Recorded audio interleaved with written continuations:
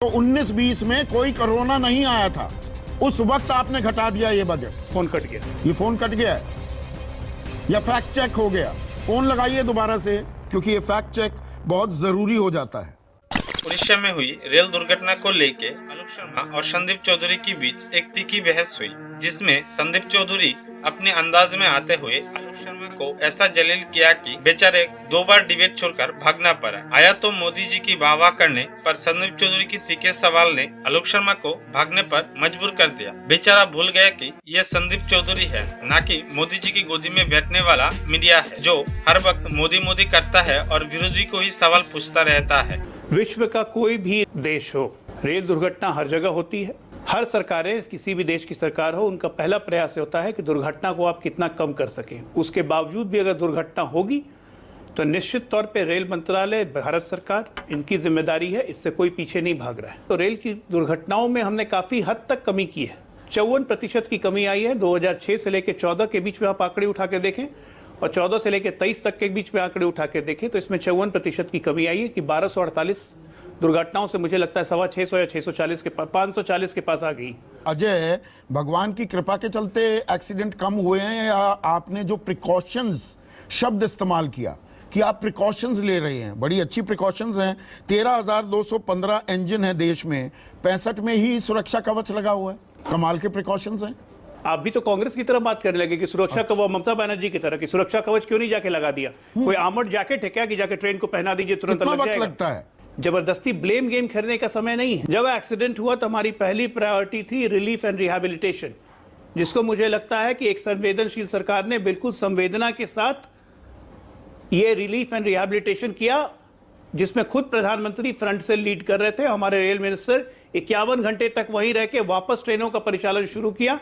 हमारे रेलवे के वर्कफोर्स कटक से लेके भुवनेश्वर से लेके कलकत्ता तक हर जगह मरीज को ले जाने में, और तमाम राज्य सरकारों का भी सहयोग मिला। Harishankar Verma, principal chief second operations manager, South Western Railway, 9 फरवरी को चिट्ठी लिखते हैं और इसमें ये तमाम सवाल उठाते हैं कि बड़ा हादसा हो जाएगा, इंटरलॉकिंग के साथ छेड़छाड़ करने की गुंजाइश दिख रही है। क्या कर रही थी सरकार? बिल्कुल संज्ञान में लाया गया था, एकदम संज्ञान में लाया गया था। एक बात तो जान जाइए, किसी भी सरकार के लिए, भारत सरकार के लिए, जितना रेल मंत्रालय पे जितना भारत सरकार इन्वेस्ट करती है, वो इन्वेस्टमेंट का पार्ट बहुत छोटा है। इसमें और भी किए जाने की जरूरत है। हम अपनी क्षमता से ज्यादा रेल मंत्रालय में कर रहे हैं।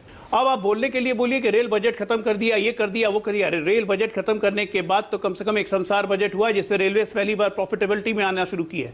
रेलवे सिक्योरिटी इतनी बड़ी है, रेलवे का प्रोडक्शन इतना बड़ा है, ट्रैक्स में इतनी ज्यादा गुणवत्ता आई है, लंबे लंबे ट्रैक्स और बन रहे, किलोमीटर्स, कितने किलोमीटर ट्रैक्स का एलिवेशन हुआ है। जिम्मेदारी से काम ये हो रहा था कि नई ट्रैक बिछाने का बजट 2018-19 में 9,607 करोड़ था, अगले साल उसे घटाकर 7,417 कर दिया जाता है।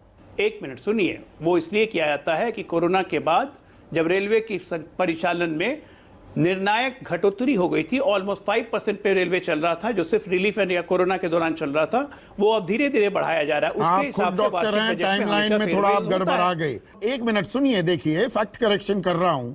24 मार्च 2020 को तो देश में लॉकडाउन लगा था, तो 19-20 में कोई कोरोना नहीं आया था, उस वक्त आपने घटा दिया ये बजट। फोन कट गया। ये फोन कट गया है या फैक्ट चेक हो गया?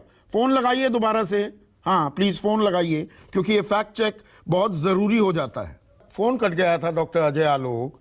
फर्ज कीजिए आप विपक्ष में होते, 275 लोगों की ऐसे जान गई होती, चली गई होती, आप क्या कहते?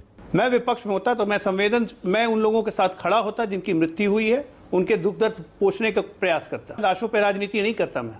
275 लोगों की जान चली गई और आप वंदे मातरम और भारत माता की जय कर रहे हैं। भारत माता की जय हो रही थी बालासोर में। लेकिन आज हम जो सवाल पूछ रहे हैं, तमाम बीजेपी के प्रवक्ता और कुछ इनके जो मित्र चैनल हैं, वो बार बार एक सवाल करते हैं, राजनीति हो रही है, राजनीति हो रही है। चीन पे सवाल पूछो, राजनीति हो रही है। किसान शहादत दे दे, राजनीति हो रही है।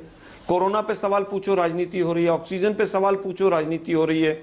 20 जवान शहीद चाइना के बॉर्डर पर हो तो राजनीति हो रही है। पुलवामा हो जाए तो राजनीति हो रही है। या सारा ठेका मोदी जी ने राजनीति करने का ले रखा है? मोदी जी केवल और केवल अपना पीआर का काम करते हैं। संदीप भाई, मुझे याद है मोरबी की घटना हुई, देश के प्रधानमंत्री मोरबी के सिविल हॉस्पिटल गए, रातों रात वहां के कूलर, पंखे और सब चीजें बदल दी गई। क्या प्रधानमंत्री जाएंगे तब ही काम होंगे? जिस तरह से डेड बॉडीज को कपड़ों में भर भर के फेंका गया, अगर ये कांग्रेस की सरकार होती तो बीजेपी तांडव कर देती। यही नहीं, अभी और सुनिए। लेकिन हम पूछना चाहते हैं, अगर दुरुस्त किया जा रहा है सब कुछ, तो ये घटनाएं क्यों हो रही है? 5 साल में ये होगा, 20 साल में ये होगा, 2047 में ये होगा।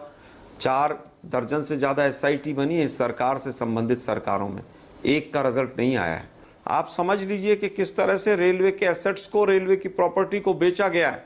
मैं 2 एग्जाम्पल देता हूं। हाँ, कटरा का स्टेशन बना, उसके चारों तरफ जितने होटल के प्लॉट थे किस रेट में बिके हैं। अमृतसर गोल्डन टेम्पल के पास एक प्लॉट था, किस रेट में बिका, किसने खरीदा? रेलवे की सारी प्रॉपर्टीज बेच डाली इन्होंने। हर महीने दर्जनों प्रॉपर्टी बिक रही हैं, चुपचाप काम हो रहा है। लेकिन सुरक्षा के नाम पर सुई पटक सन्नाटा है, कहीं पर कोई काम नहीं।